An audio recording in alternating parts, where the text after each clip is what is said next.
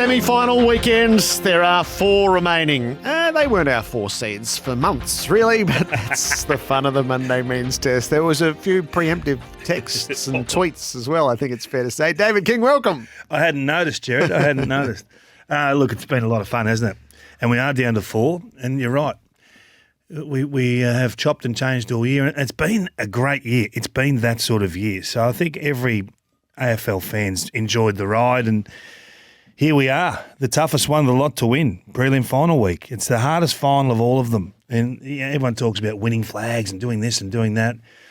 Random things happen in preliminary finals, and the hardest part about winning a premiership is actually getting to the grand final. I mean, winning that one-off game is everything, but it all comes down to what do you do so well that allows you to win a prelim final. Which is what we track all year through preliminary final integrity, and we're about to learn the King's Gambit to get us underway after those 2 games of footy. Well, it's not the first 10 weeks of the season. It's the last 10 that count, Gerard, or the last 6, really. And I think that Damien Hardwick put this on the radar a few years ago when they chopped and changed the way that after the shock loss in the prelim, they said, okay, we're up for a long time. We were front of mind for every other coaching panel to assess for a full 23-week span. That's not the approach. So they shifted their build into their preparation to win a flag. Now, it doesn't mean they disrespected any other teams or anything, but they didn't value the first half a dozen weeks as much as the last half a dozen weeks. So they were prepared to lose games rounds 1 to 6 to build, because it's a long time to stay up. So if you look at the ladder after round 10 for the last decade, okay, only 2 of the teams that have been top of the table for the last 11 years have won the flag. The West Coast in 2018, who are an outlier in anything you want to do. Yes. It'll be either West Coast of 2018 or the Dogs of 16. They're the only 2 outliers in the whole of the football world. But it's West Coast of 2018 and the Hawks of 2013. So it just shows you that there's something in it.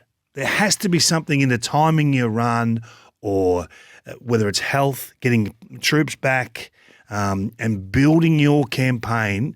I get that you've got to qualify. I get that you want to bank wins early and you'll finish. You've got to qualify. You've got to finish in the 8. You know, Port Adelaide will be first on the phone or on the text saying, well, we had a good finish to the year, but we didn't. We're not there. You've got to do enough to qualify, and then it's about where can you finish inside the 4. And the better teams or the high-quality teams usually do that. And then we can have that discussion. How healthy are you, and how healthy are you playing? So I look at Melbourne, and the thing that Daniel Horn and I have said all year is the hardest thing to do this year was to take 2021 out of your mind when you're assessing Melbourne. And as soon as you can allow yourself to do that, they were a different product. They were still very good this year. They just weren't great. Last year they were great. Great at contest, great at defence, all over the ground. This year, pretty good at defence, pretty good at contest, but not absolutely great. So we're talking about building post, round 14, round 13, around that area, post-bye, and absolutely having those assets rigid that you can stand there toe-to-toe in a prelim and say, here I am, what do you got? And we talk about strings to bows and all those sorts of things. How many strings have you got to your bow? If you lose control of the game, can you hold up? Fremantle, they lose control of the game. Can they hold up? No, they couldn't. Collingwood, if it's not all on offense, if it's not go, can you hold up behind the ball? Yes, they can. Is there other ways they can win games of football? So all of these discussions we'll be having next Monday after the best week of footy. The prelim final weekend is always the best. What can you possibly throw at Geelong? What can Geelong throw at you? What can Collingwood throw at Sydney? What can Sydney throw at Collingwood? That's all it is now. So the best 4 are there, and a lot of people are writing, what about admit you're wrong with Collingwood and that sort of stuff. But all we talk about are assets. We don't know who's going to win a given game of football, but they've built beautifully in the back half of the year. So the big issue, right from where we started, so the first big issue of the season was the chase for Melbourne. So the big issue at this stage is Melbourne out in straight sets. Yeah, so I don't buy into the fact that they weren't invested or they had egos that were out of control. I think they are unhealthy at the wrong time of year. And health is your best player. We've said that 100 times. So I'm just, Gawn wasn't right. He wasn't the same player in the post the ankle injury. He wasn't the same player in the last 5 to 6 weeks. We put it on him last week. Hey, be the captain. Come on, go and take this game. Rip this game to shreds. He couldn't do that. Now I don't know whether that's he wasn't physically capable of doing it, or whether he was impacted. Petrarca, for what he was able to do, banged up, was remarkable. Really, to get the volume of disposals that he got, but he just wasn't the same player. He wasn't the same damaging commodity. He still had moments, but he wasn't the same, leave it to me, I'll do it. It had to involve another player. Whatever he did then had to shift responsibility for that next player in the chain to finish the goal or the opportunity.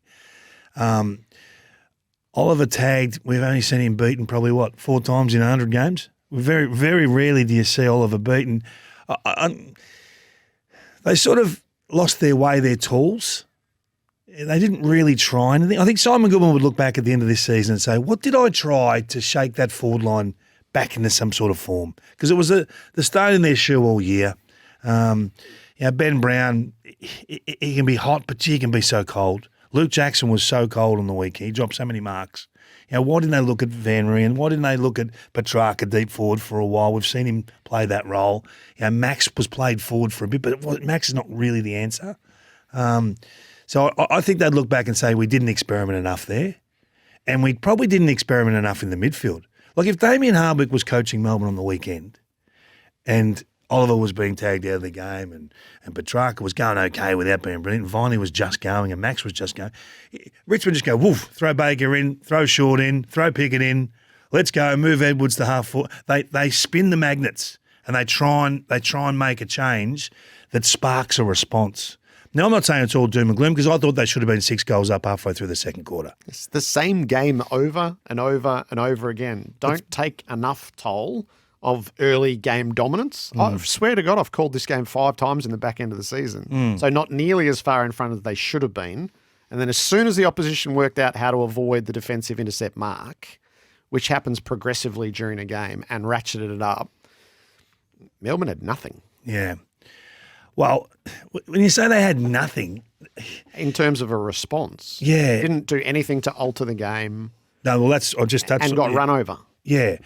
But they'd built their whole game on contest and defence, and their defence for the first time in the last sort of 6 to 8 weeks looked a fraction off last year's model. And it's probably hit home. I mean, Christian Salem, what happened to Christian Salem second half of the year? I know he missed a block of footy, 8 to 10 weeks at the start of the year, but he's a shadow of the player that we've seen over the last few years. So they had a few holes. And they get exposed in high-quality games at this point of the year. It is hard to win finals, and when you lose, the feedback's severe. I don't think they're in the dire situation that everyone else is painting today. I think that they know what their problems are. They know they're forward of centre. They've got to get aggressive. They may lose Jackson. I don't think that greatly will hurt them. I think they'll get quality draft picks or players back, and they're still going to be there. They've got to maybe do it a bit different, and it's bloody hard to stay at the top of the tree year on year on year. Yeah. So it's not dire.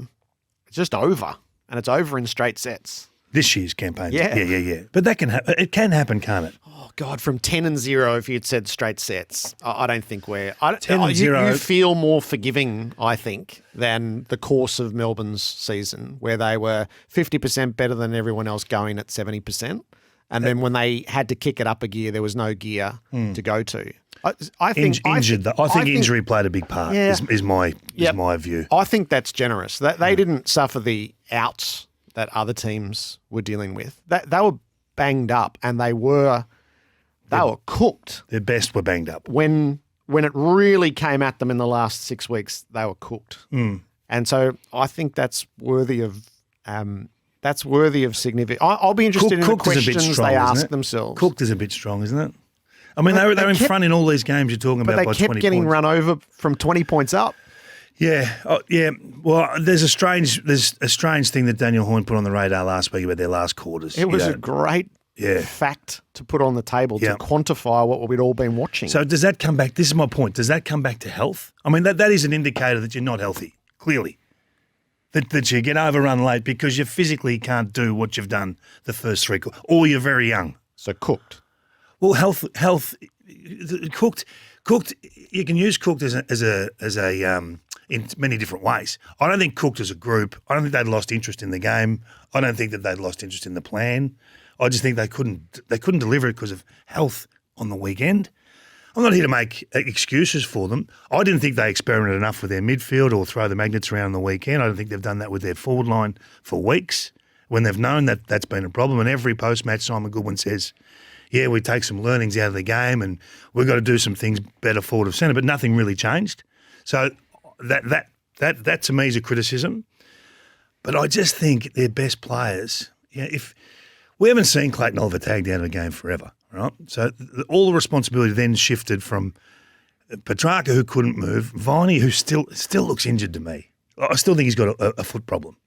So maybe this is just the back 6 weeks that happens. These things happen in footy. So I'm not going to go overs because I think they're still going to be in a great position next year. And unfortunately, this year runs aground. Yeah. So I think that's the part I agree with. That's not the end of them.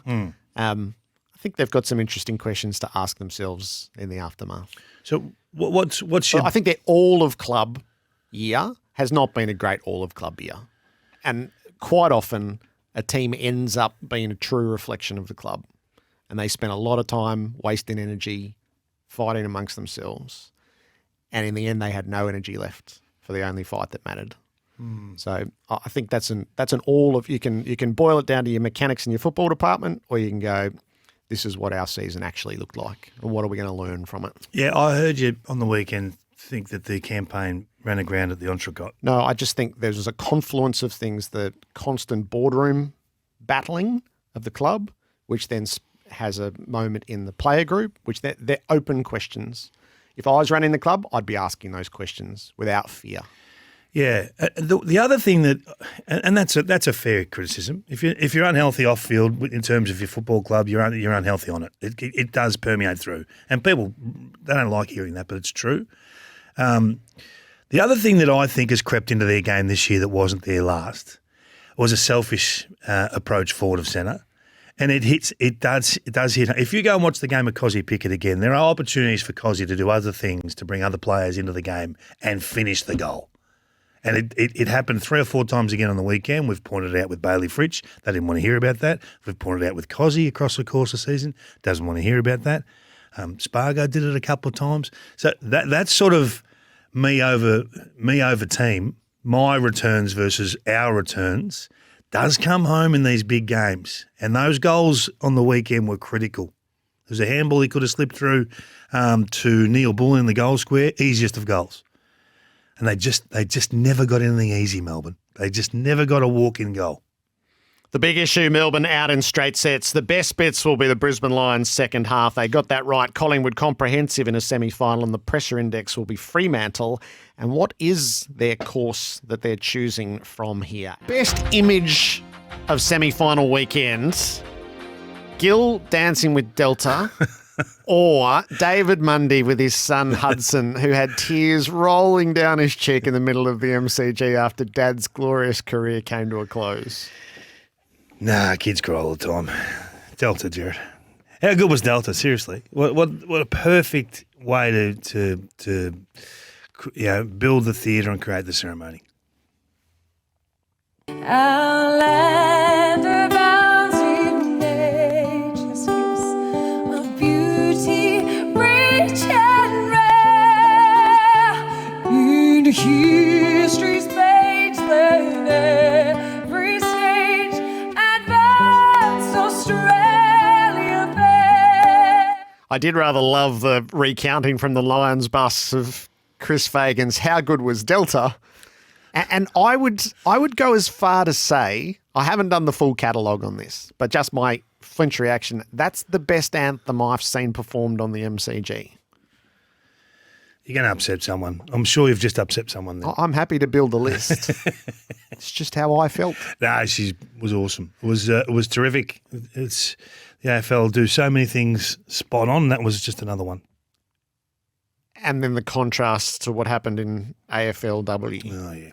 So we managed in the men's competition, we managed the beautiful ceremonies twice. Welcome to country, minute silence for the Queen. Added on Friday night a burst of God Save the Queen, followed by the Australian national anthem, but that was deemed not to be fit for AFLW. That is a head scratcher for me. The best bits of the weekend, David, it was the Brisbane Lions second half. Let's go deep on Chris Fagan's men. Brisbane have been a fascination. They've been a frustration for me all year and a fascination because we know what they can do. They can move the ball. They can shift the footy. Daniel Rich so damaging off half-back. And when they take risks, they can score. They've been a great offence over the last couple of years, really. You see them start to get rolling, you think, okay, they're in a position where they have to attack. It's almost perfect that you're 2-3 goals behind at the moment in AFL footy because you have to take risks. You have to go for corridor. And they did. They absolutely lit it up. So it's just looking at, what was important for them, what gave them that opportunity. And I think that Dane Zorko's leadership, and we've been critical of Dane on this program over the last couple of weeks, but there's a couple of moments where they showed him after a centre bounce, and it was in the second quarter. It was late second quarter, about 5 or 6 minutes to go, and he's openly challenging Harris Andrews and a couple around him to do more, to get better in game. And I thought, wow, this is good. I thought this is what the captain should be doing. This is really good. And then he was able to then narrow the focus and do things himself that shifted the course of the game. He was clean. He was one touch. He ran and created. He absorbed the physical attention that come at him on 2 or 3 occasions. He got some afters. He got some extras. And he just accepted that. I thought that's, credit to you because we haven't always seen that from him. So I thought he handled that really, really well. And I just thought for the first time in a long time, Chris Fagan said, let's go. So off the back of the leaders, your captain and your coach, steering the way, I thought it was Chris Fagan's finest moment, really, to get them to respond. And it doesn't have to be 30 touches. Daniel Rich really didn't have many touches in the second half, but what he does was so effective. Charlie Cameron, he really didn't have a lot of footy, but the way he set up his opponent coming up the ground again, turning him around, charging back to goal. Back-leading Charlie Cameron is 5 times better than coming at the football Charlie Cameron. Yep. Eric Hipwood, he was terrific. I thought McStay, their kicking into the forward half was low, hard and flat in the second half. They took the extra risk. They hit the extra short target rather than bombing and putting some air on the ball and allowing Melbourne to intercept mark. They got after them in their forward 50. Their tackle pressure was the reason why the game shifted. A couple of big moments. Melbourne sort of stuck with the footy. Stephen May, fumble, gone, dropping the ball. There was another one, I just can't remember who the player was. Rivers got caught. Rivers. So in succession, it was Darcy Fort and Daniel McStay. It was, yeah. And it was those two. And it wasn't just those two. There was another couple of other tacklers hanging on. The fact that it included those two was sort of emblematic of the full buy-in. The interesting part for me, King, is this is what I'd been waiting for almost the whole year, is the maniacal approach. So the Lions haven't been that maniacal team, and there are a couple of times during the year you go, this is what they're going to need to do, and they weren't capable of it, but there it was, and it was there instantly after halftime. The game had transformed as soon as play started, and you're going, oh, right, this is on. So that's what I'd been waiting to see in them. Yeah, I've been hard on Brisbane. Defensively, I still think there's some vulnerabilities, but they had.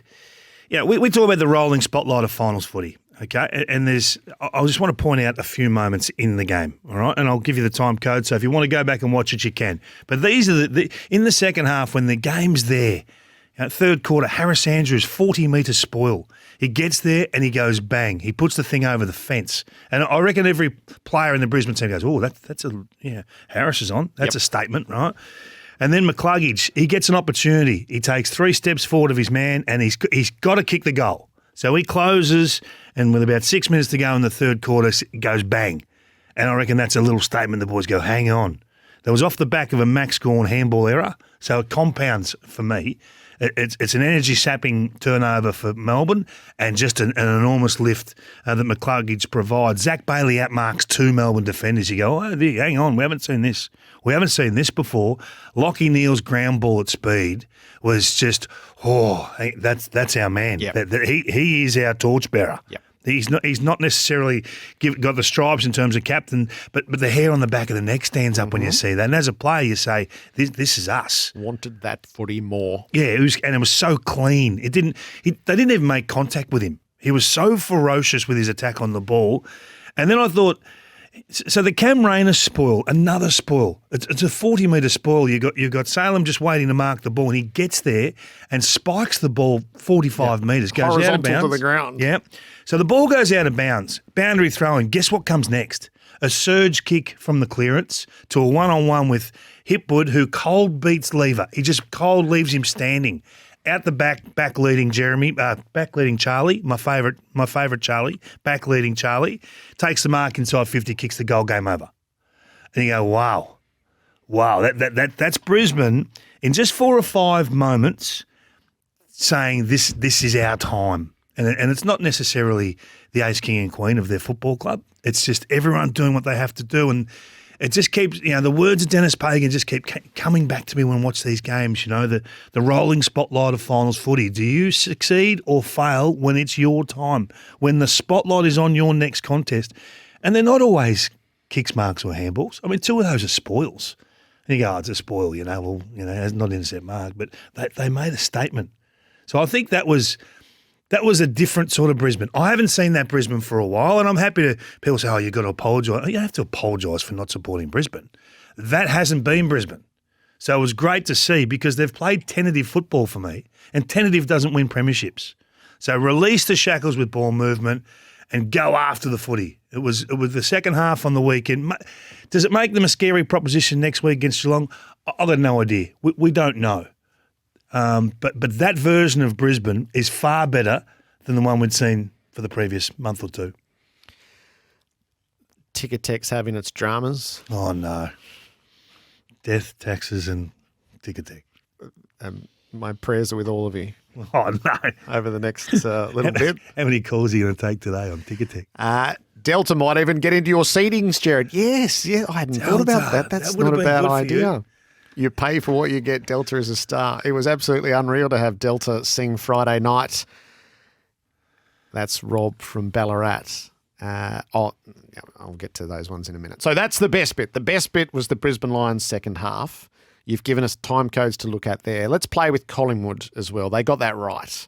Collingwood, start to the game, comprehensive win in a semi. The box score doesn't quite do justice, I don't think, to what transpired. What do you want to say about the Magpies? Well, I think the meme says it the best. Our little I don't know whether you're up with your memes, Jerry. You up with your memes? Sometimes. You know this one? Run. That's all they do, Jared, is run. Yep. I don't know if I've seen a team for a little while that doesn't rely on any sort of lag between going from offense to defense or defense to offense. They just go. And they set up behind the ball and it's almost like they coil themselves up. Their midfield get really deep to help their back six defend. Their high half forwards come all the way up to almost the back of the centre square at centre half back. And as soon as they win the ball, they are gone at 100% rat power. They all charge forward. So they don't need pure play. They need one mistake from the opposition. Someone who doesn't get the job done defensively on their man, someone who doesn't work hard enough, someone who can't go, someone who can't cover their immediate matchup. They don't second guess. And this is what I love about the Collingwood brand. And it is difficult to beat.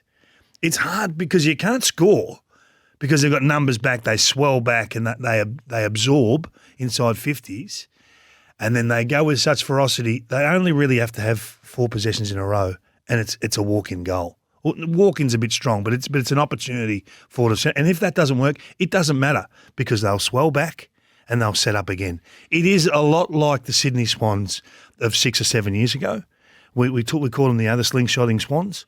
Well, this is very similar, except they've got probably more significant talent forward of the ball. Now, Jordan De Goey has been a talking point and will be a talking point for every day of his career. The worth of De Goey right now, in terms of not just winning home and away games, not just winning bland games of football, of actually winning finals, is through the roof. Now, I don't care what number in terms of what dollar figure you want to put on it, but the gap between this guy in your team and this guy not in your team is huge. What's he worth? Is he worth 4 goals? Is he worth 5 goals? What do you think he's worth? Oh, he's worth plenty playing like this. But this is what he can do. There's not many players that can do this. You talk about the ceiling on players. This guy's ceiling is higher than 90% of AFL footballers. What's he worth game day, Gerard? So he didn't play against Sydney last time. So what's he worth? Yes, well, he's worth multiple goals in a final. So again, we look at reasons. So I'll give you a couple of time codes to have a look at, right? So there's most of the clips that you want to look at involve the half forwards exploding at speed or a midfielder getting forward of his opponent at speed. So it's De Goey, it's Elliott, it's Lipinski, it's Crisp. They're the main instigators of that offensive speed. So you see it early. First quarter, Pendlebury slips a handball to Crisp, about 19:40 on the clock. And they all explode. They all charge. It leads to a drop in the ball goal of Ginnivan out the back. Freo defenders. The Freo defenders can't get back and settle because this wave run is coming at them, and they got to pick their poison in motion. They can't locate. They can't get in behind their direct opponent because they're out and gone. They've all taken 6 steps at full speed. Darcy Moore takes an intercept mark. About 5 minutes to go in the first quarter. He has no hesitation but to turn and kick quickly and keep the ball in flow. Next kick goes into the corridor. Next kick goes to centre half forward. De Goey picks it up, loose ball, snap, goal. And you go, wow, that was quick. And I reckon Fremantle are sitting there thinking, what's going on here? We normally hold up better than that. But they just couldn't. They couldn't go with them. I'll challenge you tonight. Second quarter. Pause it at 6:39 on the clock and just compare Fremantle's mids who hover. They hover around the ball to see who's going to win it versus Collingwood's mids who insta-run. They're gone. They see that they're going to win that ball, and just before it goes into Collingwood's hands, they take 3 steps and get wing line, goal side. And that's it. It's creating the leapfrog effect that takes them all the way down the ground. Jack Crisp, what he did to Will Brodie on the weekend exposed all the flaws to Will Brodie's game. And in a lot of ways, that's why you get this guy. Because the Suns say, well, he can't travel, he can't run this guy, he can't go with someone that really challenges him. The amount of times that Crisp put it to him getting out of stoppage off of him was just ridiculous. And it was only Jordan De Goey was better in terms of influence on this game than Jack Crisp. So it's the matchup. It's the reason. Paddy Lipinski. There's one highlight of Lipinski. I think it's 4 minutes to go in the second quarter. He works all the way from the right-hand side of screen across a 60, 70-metre run across the half-back flank. And if you pause it with 4 minutes to go, you can see it's all pairs. Fremantle versus Collingwood opponent, 3 pairs behind Lipinski. But Lipinski runs 60 metres that no one else was going to run and then creates the leapfrog effect. So it's all done on work rate, it's all done on effort, and it's all done with that ability to just go, well, we're going here. And it is bloody hard to stop. They don't need to win contested footy. They don't need to win clearance.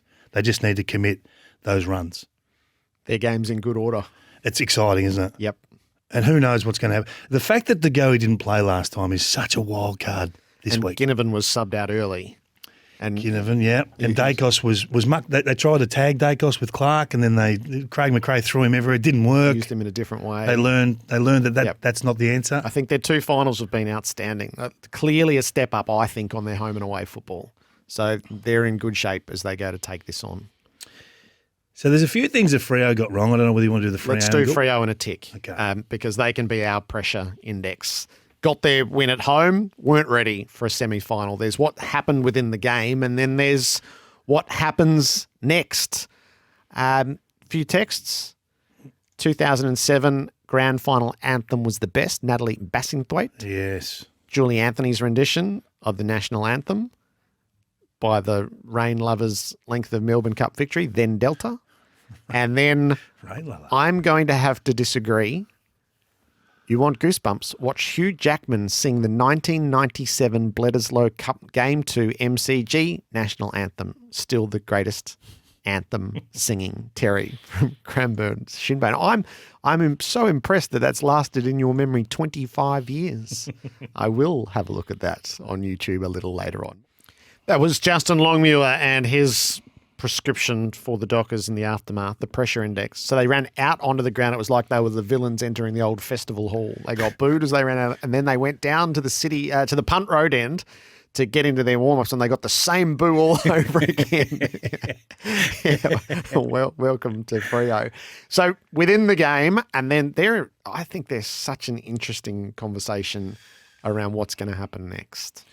So massive. Let's give them a huge tick on the season. Great season. Great season. They've made some inroads. They've found some talent. They've just unearthed this wave of 25 players that are going to give them an opportunity at some point in the next, you'd think, 4 to 5 years. Now I don't know how quickly that comes or what that looks like, but I don't know. I think it's too simplistic to say that some didn't handle it. I think that Justin Longmuir should be ringing Chris Scott and saying, okay, you played this brand of football for 6 years. It didn't work. What forced you to make the big change in 2022? Why did you go from a controlled game to a chaos game, which is an unbelievable shift? And if Justin Longmuir doesn't make that call, he will waste 5 years because this control game doesn't work in finals. And I thought they might have been able to take the game out of contest this week. And if they were able to hit that first uncontested mark, once winning the ball back or winning clearance, then they could take Collingwood's pressure game off them. I fell for it myself. I found myself falling in love with the numbers. What could they possibly do? But the reality is finals are chaotic. And if you don't embrace the chaos, you waste seasons. So they take 56 marks in the first half of football, kick 2 goals too. Most of their kicks in the back half or across the half-back flank line ended up going backwards in the first half to try and find that mark. And then Collingwood just walk up the ground, build pressure, and the hanging kick from Chapman to try and create that uncontested mark in the corridor, intercepted, woof, off and gone. Elliott puts the icing on the cake and he goes, this is not going to work. This is over. And it was the most boring hour of football after that. They didn't fire a shot, really. Until the game was gone and Collingwood just sort of emotionally released a little bit, that they couldn't get near them. So I think this is more than just a few didn't handle it. He's not going to concede that to us, and nor should he in the post-game. But I think they've got to go back and say, okay, are we setting up to win finals or are we setting up to win a lot of home and away games at home? And then there's what happens with their list. So there were moments in the first half is their only option up front was lob in the way that they were playing. And for portions of the night, their best chance was Akers. You know, so those two are getting jettisoned. Logue, for all the put him up forward, I'm going to hold that he's a defender. And now it looks like Henry might be want away as well. It's a curious moment to be dismantling a portion of your list when you are a team that has progressively built. This is usually the step that you have to take to move in contention thereafter. Jerry, they would have played Liam Henry if Liam Henry played to his max. They're not holding him back for any reason. So the fact that he wants to leave, I say no worries. That's okay. You've been a high investment, and the Fremantle Football Club wanted him to succeed. They're not anti Liam Henry. So if he wants out, well, you know what? You get a deal done and you move. No issue there. Griffin Logue's been used forward and back, and he's been more than capable in both roles. Is it disappointing you lose him? Probably, but you're not going to pay overs for him. You're not there to just satisfy every player's needs, so you have to make a tough call there. The Akers one hurts. That'd hurt because I think he's become a really trusted wingman for that football club. They put him on. They put that magnet there, and they know what they're getting now, which hasn't always been the case with Blake. Outside, I mean. They're talking. Jackson comes in. There'll be some talk about that. Is he worth what they're going to pay for him? That to me is a bigger question than what they're losing. I think it's healthy to lose some players. I think they're short of the mark at the moment, so they've got to get better. There has to be some pain in that in the short term, doesn't there? Where does Jackson fit? Where does he fit? Because Wow. the chronic hole they have is up forward. He's not a forward, is he? Well, he doesn't look like it. No. And Darcy's certainly not a forward. The weekend shook me a bit with my confidence in Jackson. He just dropped too many marks, and you know he takes big marks on the wing, big marks, big intercept marks, big contested marks. But does he take them in the forward 50? I mean, I waited for Aaron Sandilands for 10 years to take a contested mark at the top of the goal square in the forward 50. He did them down back, and he'd do them on the wing, but he couldn't do it inside the foot. There's some things that just don't leave you. So I don't know what he's worth, and I just hope they don't upset their list profile with that one acquisition. And I talk a lot about pressure on players. You know, I talk a lot about Isaac Rankin going from the Gold Coast Suns, where they've got him playing really good small forward footy, to a two-team town on big money for a long-term contract. The pressure will be enormous. Well, the same will be for Jackson, and I just hope that it doesn't consume him, and that if he goes through a down patch in form, that it doesn't get on top of him. It's a tough industry, this, and in a two-team town, Western Australia, the fans over there are not going to suffer 6 weeks of bad footy. Whereas at Melbourne, I think you could just get along behind Max Gawn, and Max will give up some ruck time for you every now and then, and the team's winning, so you can get through. You can float through a little bit. Is he? What's he worth, Gerard? What if on the open market right now with what you've seen the last 6 to 8 weeks? What's he worth? 500 to 550. What's he going to get? 800 plus. Is separate to the family considerations. I have no insight into that. And this has been my view all year. 2 years at Melbourne, sign the step contract. There's too many steps get skipped in this market these days. Sign the step contract. Do the 2 more years, become the player that evidently you're forecast to be. Those dollars will be there and more. And you'll be able to get home. People say, but you got a short memory because he was great in last year's grand. He was. We're not saying this guy can't play. In the ruck. He was great in the ruck. Yeah, and that's all they asked him to be, I suppose. Yeah, so the Fremantle have got a ruckman. Will he still be there? Ask Sammy Edmund for me, can you? Yeah. Yep. I mean, why would you stay if you're Sean Darcy and this guy wants to come and play 70% ruck time? Why would Sean Darcy? I mean, Sean Darcy can play forward. He can do different things, but he's an AFL ruckman. He's an 85% ruckman. Yeah. Just like Max Gawn is an 85%. So these decisions for Freo, the off-season decisions for me are all fascinating. Yeah. How they set up to play next year and how they adjust their list. That the pressure index sits on Fremantle after a successful season and what comes next. Our debate, can Jarrod Berry beat the suspension tomorrow night? So a bit of, I'll see if I can get this up for tomorrow, a bit of Michael Cole. Do you know Michael Cole, the chief caller for the WWE? No, rake of the eyes. I don't. Can you beat a rake of the eyes at the tribunal? You and your it's two things. It just doesn't seem right. You Unprompted. in WWE. I had a flurry of WWE Did you? likenesses this morning to what had happened. Well, how bad do you think it was? No, it simply swings on whether it's intentional or careless. It's clearly a classifiable offence, and it ran through the way that Michael Christian's been running them through as intentional. So it's up to Berry to make the case and prove that it was careless contact around the eyes and to the face rather than intentional. Which I think he could do. Do you agree? I think he could do that quite comfortably. I think you can absolutely make that case. Which means he's back to a Not fine. totally sure whether he's... So Andrew Brayshaw tried that late last season. I think it was round 21, 2021. And we read through the transcript on Saturday, and all of the things that Berry will argue, Brayshaw argued, and he was unsuccessful. But that was last year. Have you seen how successful appeals have been this year, Jarrod? The old matrix is about as strong as a wet paper bag, Jarrod. You can get off all sorts of things. Look,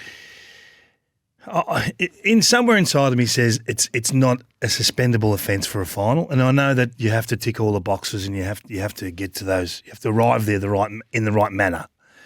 But I just don't feel like that's a suspendable offence. What Jarrod Berry did on the weekend. Now I know that doesn't meet any standards, but I think it's careless rather than intentional.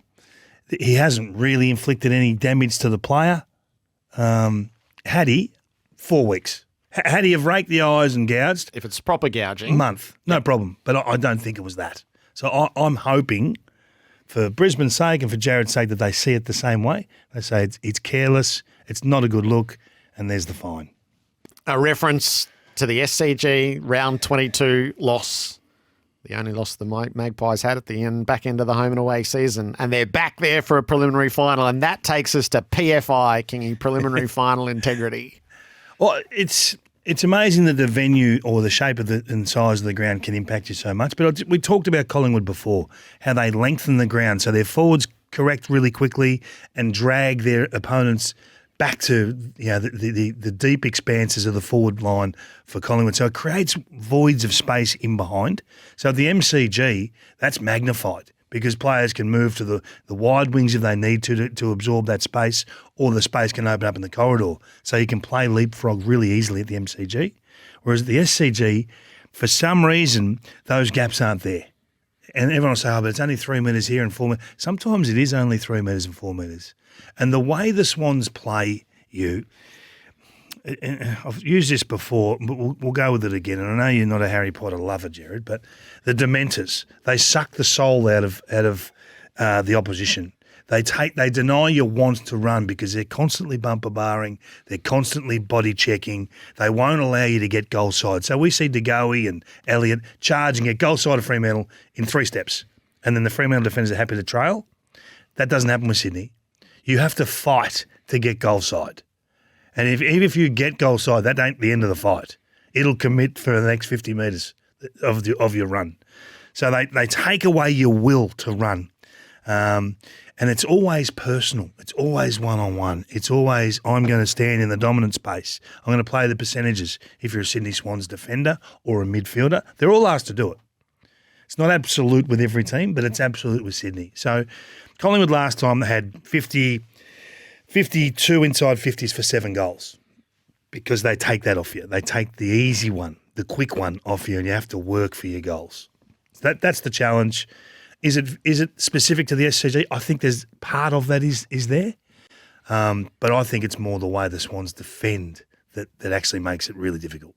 The curiosity for both Sydney and Geelong is, how do they handle the period of idleness? So once we move to the pre-season pause, the pre-finals pause, it's 1 game in 27 days, and that has been the ruination of a few. Yeah, and there's no right or wrong, is there? I mean, we only talk about this in hindsight. Mm-hmm. You get it right if you win, you get it wrong if you lose. Yeah. I mean, that's a ridiculous notion, isn't it? I mean, the difference between what Geelong and the Swans would have done this week will be minuscule. There'll be a fair bit of contested stuff where they'll just, put their hand over their eyes and cross their fingers and toes and hope they get through, which they all have by the sounds of things. And you hit prelim final. This is what we're talking about. You hit prelim final weekend full health. These two teams are at almost full health. Well, what a great position to be in. I'd take the 1 game in 27 days and be in a prelim as opposed to whatever other option you want to give me. Because even if Melbourne had got there, how banged up would they be? Brisbane get through and they get Joe Danaher back. Terrific. And they get the ruckman back in Big Oscar. Terrific. They got some selection pressure on. But do they lose Berry? So there's pros and cons everywhere. But sign up for 1 game in 3 weeks and a prelim every day of the week. Are you leaning towards those two teams, Geelong and Sydney? Yeah, but there's, again, it's all about mounting a case, isn't it? Yep. If the game looks like this, Brisbane's adventure and dare, it will challenge. It will challenge, and they've always been okay against Well, Geelong. they've gone very close twice at Kidinia Park. Yeah. Once should have clearly been a win. We know the Zach Bailey free kick that wasn't paid. And then the one time in the middle when they got them at the Gabba, Brisbane roughed Geelong up and beat them by 44. And they can do that, Geelong. They can do that. Look, I've said it all year. I think, the back half of the year, I should say, I think that it'd have to be a freak event for Geelong not to be there. And when you get there, well, anything can happen on grand final day. We know that. There's a lot of factors going into winning it, and a major part of it's luck on grand final day. I think Collingwood have played some unreal football in the back half of the year. They're always going to be a threat. But if you asked me to lock onto one, I would have to lock onto Sydney. They've done nothing wrong. I mean, the four teams that are left, we'll put them in an order in a moment. I don't know why we'll do that. We'll just create some tension for ourselves. At least we'll have the box quartet, so that puts us in front of where we've been for most of the year. If you put Carlton in there this week. Yes. I can't think of any funny buggers thing to do this week. No, you're going to have Delta there for a while with someone blew your cover. No, it's going to be exciting. It's going to be exciting. What we are hoping for is that all teams play their best, and as they have. It's been an unreal final series, so let's get one more weekend. I don't know whether it's quite a worse bit, but it was interesting in the arc on the Bailey kick late in the game, fizzes past the post. Yes. What it was doing anywhere near the post. There was no edge. There was no edge? No. There was no... there was none of the sound bar came up. So it quite rightly deferred to umpire's call. Excellent use of the arc. But where was edge to show? I didn't know there was no edge. No, it never came up. So we were watching the four boxes on the screen, and usually you wait for the sound line, which either tremors or doesn't tremor, and that gives you your answer. It never arrived. And so it was umpire's call rather than a verdict either way. Can I give you one of my other pet hates? Yeah. This is now the time to talk about it.